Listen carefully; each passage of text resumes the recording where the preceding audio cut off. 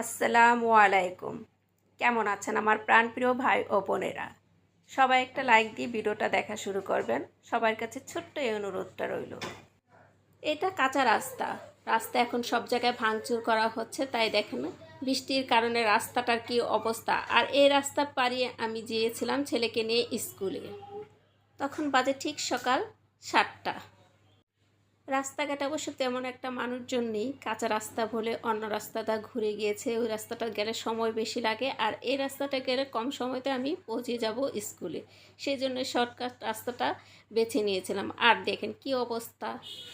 যাই হোক, অবশেষে ছেলেকে স্কুলে পৌঁছে দিতে পারছি ঠিক সময় মতো। আসার পথে দেখি এক খালা কতগুলো সাজনা পাতা নিয়ে বসে আছে। জিজ্ঞেস করলাম, খালা সাজনা পাতার দাম কত?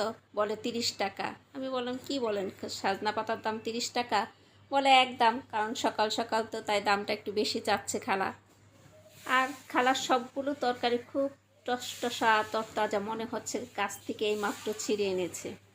এবারে আমি আপনাদের পুরো রাস্তাটা ঘুরিয়ে দেখাচ্ছি। দেখেন সব বাচ্চারা স্কুলে যাচ্ছে, কেউ অফিসে যাচ্ছে, যার যার কাজে শেষে যাচ্ছে। আর এই ব্যস্ততা জীবনের মধ্যে কিন্তু অন্যরকম একটা শান্তি খুঁজে পাওয়া যায়। সারাদিন শুয়ে বসে থাকলে কিন্তু সময় কাটে না। যদি আপনি সারাদিন কাজ করে ক্লান্ত হয়ে 10 মিনিটও ঘুম আসেন, দেখবেন সেই ঘুমের মধ্যে একটা তৃপ্তি থাকে, শান্তি থাকে।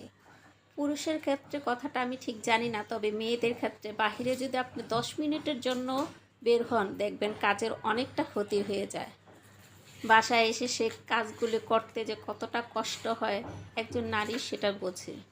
আমার পাশে বাড়ির একটা কাজ চলছে, তাই অনেক শব্দ হচ্ছে। মাঝে মাঝে হয়তো সেই শব্দের কারণে আপনাদের কথা শুনতে অসুবিধা হতে পারে, সেজন্য আমি আন্তরিকভাবে দুঃখিত।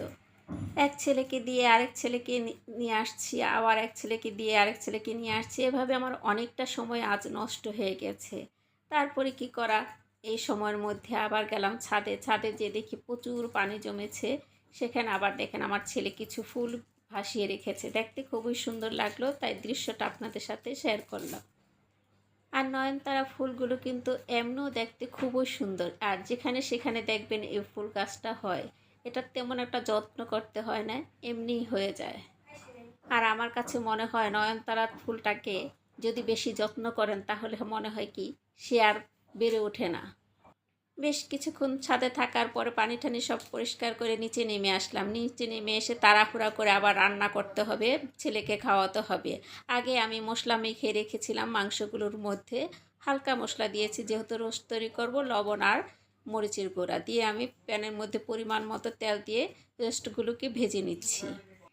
আজ অবশ্য দিনের অনেকটা সময় আমি বাহিরে ছিলাম, তাই আমার পেটের মধ্যে এখন ইঁদুর দৌড়াচ্ছে।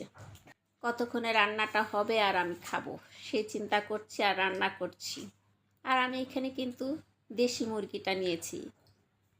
আমার কাছে পাকিস্তানি কক মুরগি, যে মুরগি বলেন না কেন, দেশি মুরগিটা খেতে খুবই ভালো লাগে। তাই আমি বেশিরভাগই যখনই রান্না করি দেশি মুরগি দিয়ে রোস্টটা রান্না করার চেষ্টা করি। আর দেশি মুরগি দিয়ে রান্না করলে কিন্তু রোস্টটা হতে একটু সময় বেশি লাগে।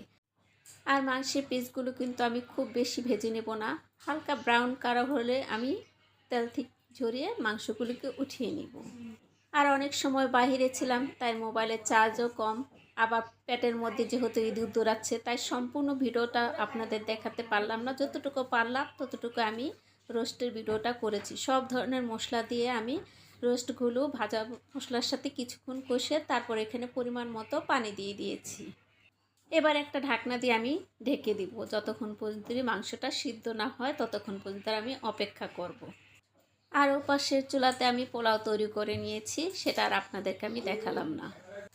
আমার রোস্টও তৈরি হয়ে গেছে, পোলাও তৈরি হয়ে গেছে, তৈরি হতে সময় আর আমি সাথে সাথে খেতে বসে গিয়েছি। আর আমি যে সালাদ তৈরি করেছিলাম সেটা অবশ্য আপনাদের ক্যামেরা দেখাতে ভুলে গিয়েছিলাম, কারণ ক্ষুধা পেটে মাথায় কাজ করে নাই। যাই হোক, আমি তারপর অবশেষে খাওয়া দাওয়া করে শান্তিতে একটা ঘুম দিলাম। আর আমার ভিডিওটা এখানেই শেষ। আল্লাহ হাফেজ, ভালো থেকেন, সুস্থ থেকেন, আমার জন্য বেশি বেশি করে দোয়া করেন।